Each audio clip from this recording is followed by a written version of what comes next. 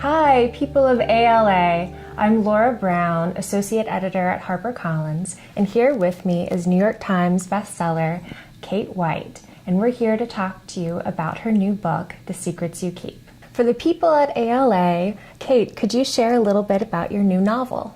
The Secrets You Keep is the story of an accomplished self-help author who has been married just 2 years, and she begins to worry that this new husband of hers is keeping secrets from her, maybe dangerous secrets. And then a woman who caters a party for them is brutally murdered, and she begins to fear that her husband may have had something to do with it.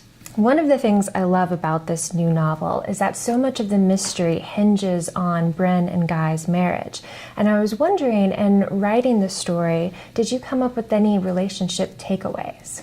Not takeaways per se, Laura, but I used to be the editor-in-chief of Cosmopolitan for 14 years, and I was reminded when I was writing the book how important it is to have trust in a marriage, but you also need a certain amount of mystery, that you don't want your spouse to be your best friend because it dilutes that little bit of important tension and sexiness and magnetic pull. So don't tell him everything, don't lie, but save some things and create a little sense of mystery. It increases dopamine, which mimics infatuation, which is a good thing. So many of your readers know you from your Bailey Wagon series, but you've also written several standalone novels as well. Hush, The Sixes, Eyes on You, Wrong Man, and now The Secrets You Keep. And I'm wondering, what are some of the differences between writing for a series versus writing for a standalone novel? The big difference between writing a mystery series and writing standalones is it's just so much harder for me to write standalones because with the series, my Bailey Wagon series, I know Bailey so well and I don't have to pick up from scratch when I start the next book. But with standalones, you really got to start from the beginning, figuring out your characters, and it's just tougher for me. Something that I find empowering about your standalone novels is that for the most part, it's about an average woman who finds herself in the wrong place at the wrong time, and she must save herself. Is this a deliberate pushback against the damsel in distress storyline? I've never related very well to damsels in distress. And I think women today just have no interest in that. I remember when I was at Cosmo, I did a cover story on Angelina Jolie early in her blossoming of her career when she was married to Billy Bob Thornton and wore the vial of blood around her neck. And I was afraid there'd be some blowback from that cover. Women loved her. They loved that she was kick-ass, and she just was a really feisty, fearless woman. And I remember thinking, wow, women are different now. That's the type of role model they're looking for, and I think it's the type of characters they like in fiction today. So one of the things I didn't know until we started working together is just how much research goes into the writing of your books.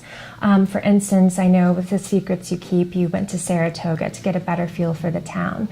So I was wondering, why is research so important to your writing process? And can you give us a sneak peek into another bit of research that played into this book? Oh, Laura, I love doing research, and one of the frustrations for me when I was at Cosmo is that because I had a full-time job, I couldn't do as much as I wanted to. I just had to do a lot online.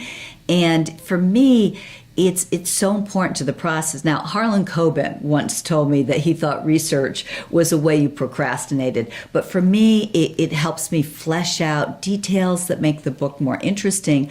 Plus, I've found many great plot points. When I've been doing my research, I think, oh my gosh, I can turn that into a twist.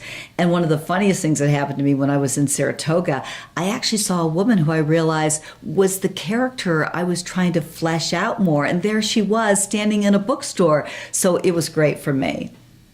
It seems like, at least from our talks, that you genuinely enjoy the writing process, that you really love crafting a mystery. And I wonder if there's anything else about the editorial process that you enjoy.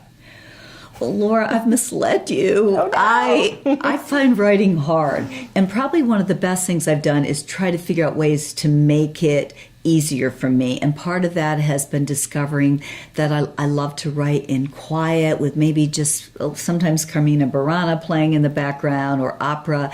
I love a flat surface. I reward myself with a cup of tea every hour. I don't write too long. And I borrow a trick that I read from Hemingway.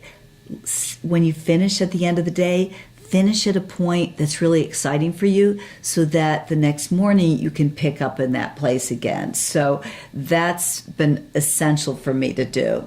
As the daughter of a high school librarian, you saw firsthand the wonderful things that a library does for a school and its community. And I wonder, how did your mother's job play a role in your own life?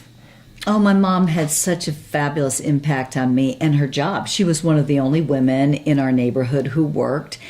And the fact that she worked in a library was so key. She brought me books and magazines. I can still remember her introducing me to Wrinkle in Time.